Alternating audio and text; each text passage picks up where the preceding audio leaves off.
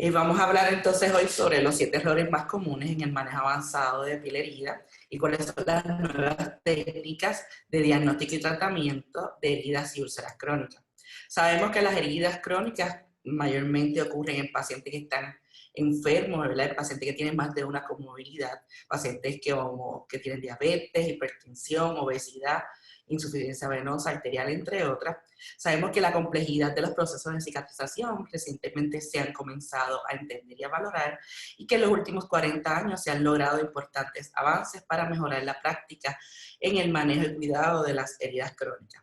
Para que tengan una idea, me doy repaso. Para el 2018, alrededor de 50 millones de dólares se utilizaban en Estados Unidos, fue el costo total del manejo y el cuidado de las heridas crónicas. ¿Por qué el modelo actual de heridas falla? Falla no tan solo en Puerto Rico, falla en Latinoamérica, falla en Estados Unidos, falla en Europa, alrededor del mundo. Porque no se basa en la fase de sanación, no se basa en esos cambios bioquímicos, físicos y celulares que ocurren en cada una de las fases de sanación. Y mayormente se trabaja utilizando trial and error. Vamos a utilizar este parche que utilice con este paciente y me funcionó, voy a utilizar este producto que me recomendaron para usarlo, y no es escogido basado en evidencia científica. ¿Qué ocurre con pacientes que tienen más de una comorbilidad que sabemos que va a fallar dentro del proceso de sanación? ¿Qué se le envía a este tipo de pacientes? Pues cuidado básico, agua y jabón, y muchas veces que la herida, ¿verdad?, la dejan descubierta para que respire supuestamente, como si la nariz quedara ahí.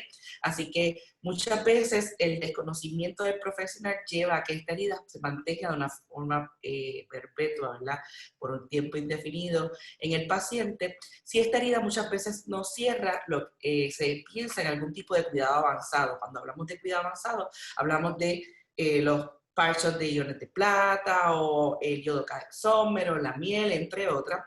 Y si vemos que después de meses y hasta años esta herida no cierra, es cuando se piensa en un tipo de cuidado avanzado activo, ¿verdad? Se sabe que en los últimos estudios que la aprobación de productos de cuidado avanzado activo como primera línea de tratamiento acorta, ¿verdad?, los costos de los pacientes y adicional también reducen la incidencia de complicaciones en los mismos. Los 7 errores más comunes en el manejo avanzado de herida, el número 1 es no identificar cuál es la situación patológica que originó que esa herida esté presente, ¿verdad? En qué fase de sanación se encuentra esa herida estancada. Y muy importante esa historia inicial, cuándo comenzó, en qué momento comenzó, si ha recibido algún tipo de tratamiento anteriormente en la misma. Importante, ¿verdad?, hacer esa identificación.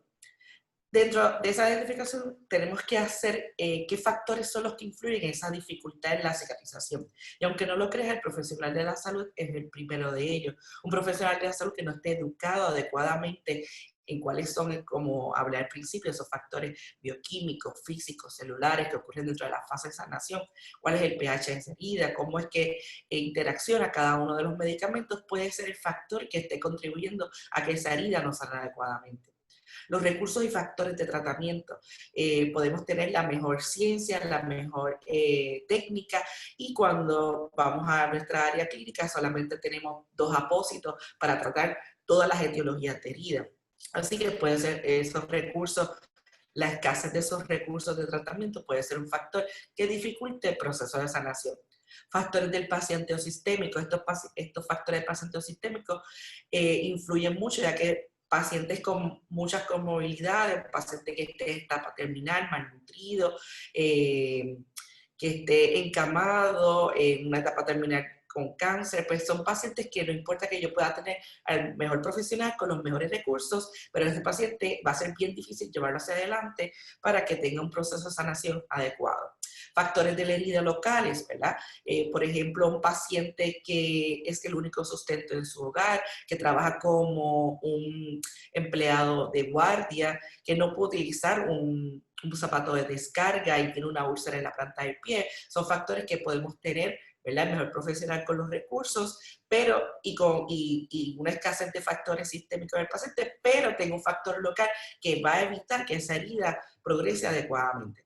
Sabemos que cada fase de sanación, el conocer esas esas células que están envueltas en cada una de las fases es primordial. Sabemos que en la homeostasis hay una agregación plaquetaria, en la inflamación tenemos una debilitación, ese reclutamiento de macrófagos y neutrófilos, que sabemos que en la fase de proliferación hay una migración de esos queranocitos, hay una síntesis de esa matriz extracelular, hay angiogénesis y repitalización, y durante la fase de remodelación tenemos a los fibroblastos y los miofibroblastos y un cierre, contracción, ¿verdad? Y fuerza tensiva en esa herida.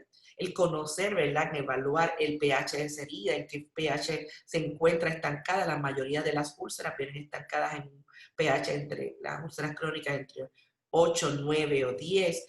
Para que ocurra una fase inflamatoria adecuada, tiene que haber un pH entre 4.5 y 5.6, que el pH normal de la piel está entre 4 y 6, que cuando estamos en la fase proliferativa, la migración óptima de las células y de los keranocitos y de los fibroblastos ocurre entre 7.2 y 7.6 de pH, así que tenemos que tener en consideración e identificar cuál es el pH en la que se encuentra para así hacer el escogido del tratamiento adecuado según esos cambios bioquímicos que estoy teniendo en la base de esa herida.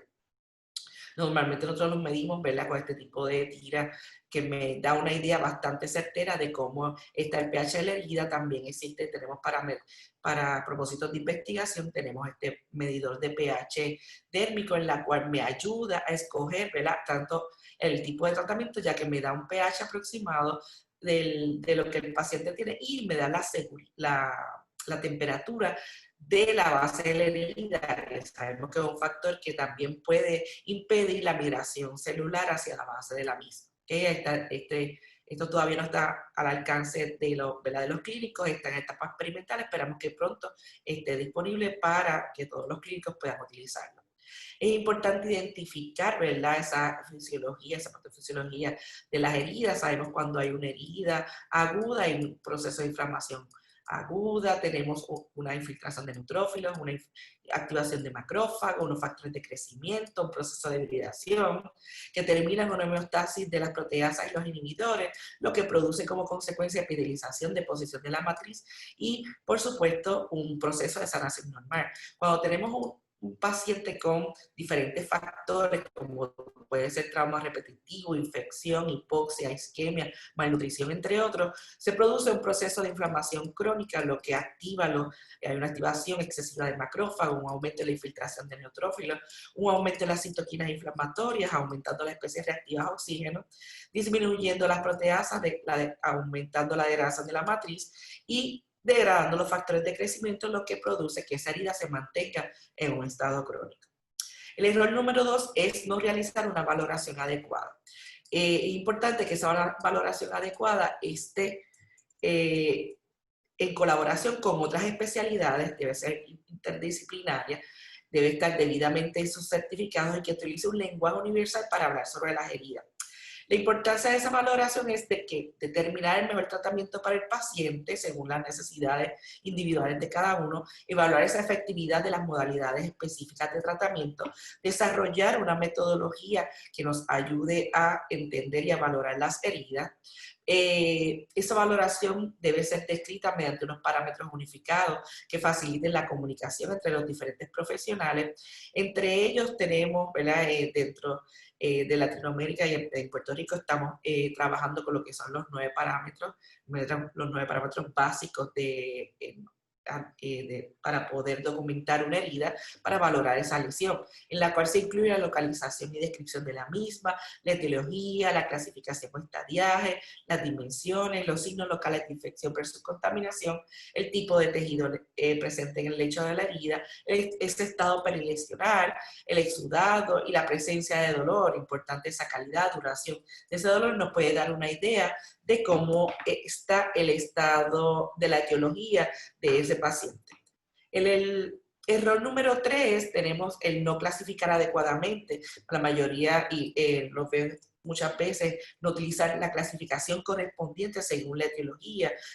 Seguimos viendo notas en las que se utiliza la misma clasificación, estadio 1, 2 y 3 para todo el tipo de heridas, y sabemos que eso no se utiliza de esa manera, que el paciente que tiene úlceras isquémicas o neurotróficas se utiliza una escala como una escala de Warner. Hay 14 diferentes escalas que se utilizan para pie diabético exclusivamente. De esas 14, solo 4 están avaladas a nivel, ¿verdad? A nivel internacional. Importante como la escala de Texas, ¿verdad? Una de ellas también que se utiliza. Para insuficiencia venosa se debe utilizar la clasificación de SEAP, ¿verdad? Que es una de las más difíciles de aprender porque incluye muchas áreas como la clínica, la etiología, la anatomía y la patofisiología del problema venoso. Y sabemos, ¿verdad?, la utilización de los estadios, ¿verdad?, para las lesiones por presión o úlceras por presión, y las nuevas clasificaciones que se mejoraron a partir del 2016. El error número 4 es no retirar ese tejido necrótico no viable, ¿verdad?, en la cama de la herida. Sabemos que existe entre las modalidades de debridación, tenemos la debridación quirúrgica, es una de las que se debe utilizar siempre que hay infección de herida y siempre que ocurra necrosis de la herida. Las desventajas que es doloroso para el paciente, costoso, especialmente cuando se requiere que se lleve a ese paciente a sala. La debridación cortante, o lo que se llama el short debridement, es un método bien rápido, es selectivo con el tejido no viable. Si hay signos de celulitis o de sepsis, se requiere convertirlo entonces a una debridación quirúrgica. Se utiliza en combinación con otras metodologías y es bien importante que se utilice para las úlceras neurotróficas en la formación de callos, ¿verdad?, en el pie insensible.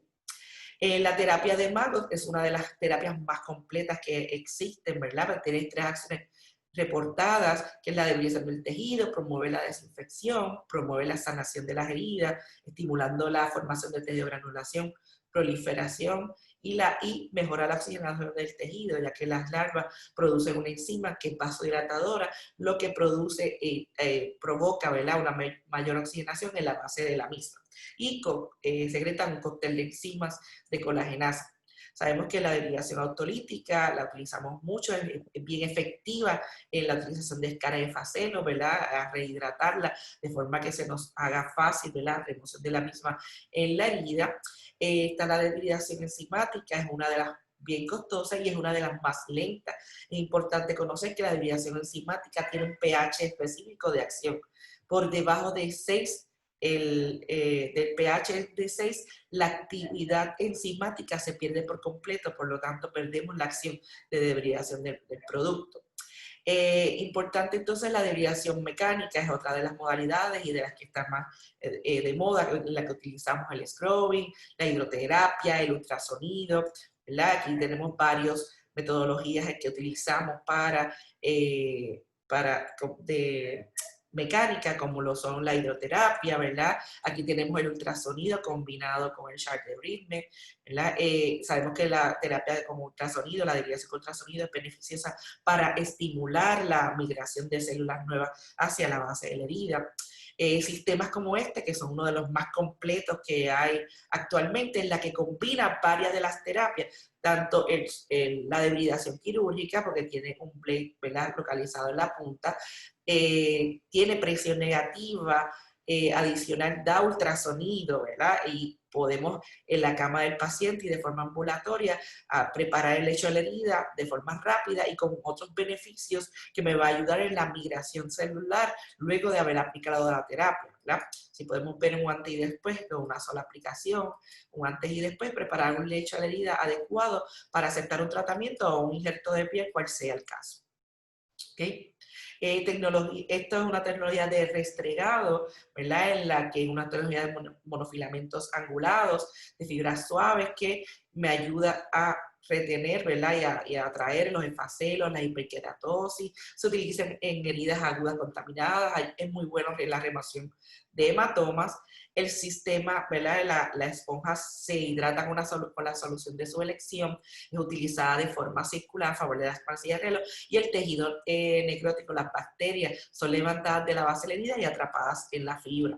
Aquí tenemos un caso en la cama del paciente en la que se utilizó la terapia, y luego de utilizar la técnica tengo una base preparada para aceptar el tipo de tratamiento adecuado y un manejo de la misma, de forma tal que el tejido necrótico no sirva, ¿verdad?, de estorbo para la penetración del mismo. Tenemos también la debridación química, en la cual se utilizan los palitos de plata para hacerla. Yo no la recomiendo mucho porque puede ser sensible, ¿verdad? Para las células pues, y en ocasiones citotóxicas para la misma.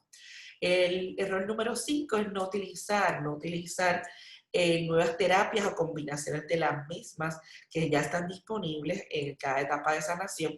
La innovación está creada, la importancia está en cómo combinarlas según, tomando en consideración, como les dije anteriormente, esos cambios bioquímicos, físicos y celulares para saber qué tipo de terapia poder combinar para que sea beneficiosa, para hacer una biomodulación mucho más rápida en la herida. Muchas veces tenemos una cantidad de expósitos bioactivos que no sabemos en qué momento utilizarlo. Winter sabemos que desde 1962 demostró en sus experimentos que las lesiones cutáneas que se cubrían con una lámina permanente se curaban 2 veces mucho más rápido y desde, ¿verdad? Aparte de esa perspectiva se desencadena una producción de materiales que producen oclusión, ¿verdad? Y con los nuevos apósitos que tenemos disponibles. Todavía tenemos, ¿verdad? Podemos ver y observar casos como este en los cuales no solamente se ve un micro del problema del paciente, una úlcera en un dedo, pero no se ve el drenaje linfático, no se ve el control de la edema, que sabemos que es un factor local que inhibe que inhibe la angiogénesis, ¿verdad? El crecimiento de vasos sanguíneos hacia el área de la herida, la utilización inadecuada de terapias como un vendaje de compresión que produzca al paciente una linfedema secundaria, que en este caso fue producida, ¿verdad? Durante alrededor de 7 años de curación por el mismo profesional de la salud y produce este tipo de desastre, ¿verdad? En la cual nosotros utilizando combinaciones de terapias adecuadas podemos lograr entre las primeras visitas un resultado como este, en la que no tan solo se trabajó la parte de se biopsia, se utilizó terapia topical, se utilizó drenaje linfático, masaje y drenaje linfático y un diseño de un vendaje de compresión adecuado hacia el próximo nódulo linfático viable. Dentro del mercado tenemos productos como el iodo-cadexómero, que es muy bueno como un penetrador de biofilm, la plata, es importante conocer el tipo de plata. La plata es muy buena utilizándola durante la fase inflamatoria. Durante la fase proliferativa, si se va a utilizar una plata, debe ser una plata que se mantenga en el vendaje, que no haga release a la herida, para que no evite la migración de los keranocitos del borde hacia el centro. Así que es importante conocer el tipo de plata, cómo funciona, cómo se despide, ¿verdad? Si es una plata iónica, +1, +2, +3, saber, y eso depende de la profundidad de la herida, ¿verdad? Que si son nanocristales de plata, compuestos de plata, etcétera, ¿verdad? Importante que la plata no denota un incremento en el tiempo de sanación o en el cierre de la herida. La utilización de miel, ¿verdad? Que sabemos que tiene unos efectos antimicrobiales, antiinflamatorios, reduce el pH, porque sabemos que tiene un pH entre 3.5 y 4, lo que me ayuda a reiniciar la fase de sanación cuando tengo una herida estancada en un pH entre 8 y 9, ¿verdad? Hay productos como este que son mallas vinculadoras, ¿verdad? Que no tienen ningún tipo de fármaco en la cual las bacterias quedan atrapadas en la misma y en cada retirada del producto se puede lograr un control de las bacterias en la base de la herida. Productos como este, en el que se combina, es uno de los más completos, azul de metileno, violeta genciana, iones de plata, lo que me produce al mismo tiempo un trabajo antimicrobial, antifungal y reduce significativamente el dolor en este tipo de pacientes. La utilización de colágeno, hay diferentes tipos de colágenos en el mercado. Lo importante es saber y conocer que el colágeno, utilizarlo durante el comienzo de esa fase proliferativa, en cuanto ya yo estoy viendo esos pequeños gránulos de tejido de granulación, comenzar entonces a combinar mi terapia con colágeno para así promover y biomodular mucho más rápido a esa fase de sanación. La utilización de tecnología como lo es la espectroscopía infrarroja cercana, que nos ayuda a medir en vivo cómo está la oxigenación, ¿verdad? La saturación de oxígeno de esos pacientes, tanto en la base de la herida como en los bordes. Puedo medir la hemoglobina oxigenada, la hemoglobina desoxigenada, así que puedo medir antes, durante y después de tratamiento y de forma cuantitativa poder medir el avance de esa combinación de tratamientos en cada paciente. Para darle un ejemplo, como en este paciente que tiene un paciente con insuficiencia arterial, que tiene un problema, una úlcera que es por un pioderma gangrenoso, en el cual vemos que la saturación de oxígeno está bien limitada en el mismo. Esta es la vista luego de los primeros tratamientos en la que se combinaron varias terapias para así biomodular esa herida mucho más rápido. Aquí vemos que inicialmente esa herida solamente tenía una hemoglobina total de 48. Lo ideal es que esa esté sobre 200, la hemoglobina total, para que ocurra un cierre adecuado de la misma. Es una forma no invasiva, ¿verdad? Inmediata de poder saber la salud de ¿verdad? De la microcirculación de esa piel. De esa manera podemos combinar varias terapias a nivel topical y activa, en la que se combinó terapia de presión negativa en combinación con oxígeno topical y un vendaje leve, pero un vendaje de compresión leve para mejorar la linfa, ¿verdad? El retorno de la linfa, y vemos que con una sola aplicación, vemos como en ese caso ya ese líquido reticular no está, el aspecto de los bordes está mucho más avanzado, la base de la herida, etc. Y vemos como esos porcentajes han comenzado a mejorar hasta un cierre, ¿verdad? Completo, en el cual inicialmente teníamos una hemoglobina total de 47 y vemos como ahora, durante el proceso de tratamiento, ya esa hemoglobina total ha aumentado a 227, lo que significa que el tratamiento ha sido efectivo en el mismo.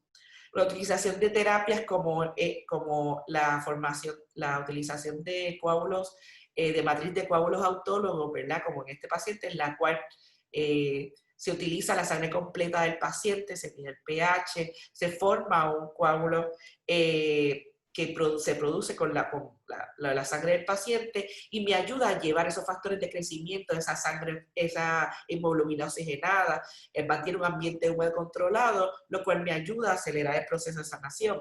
Aquí vemos como el paciente en alrededor de 21 días monitoreamos no tan solo los aspectos cualitativos, sino cuantitativos. Vemos como hubo una modulación del pH, de las saturaciones de oxígeno, de la hemoglobina total, etc. En este caso vemos el mismo final.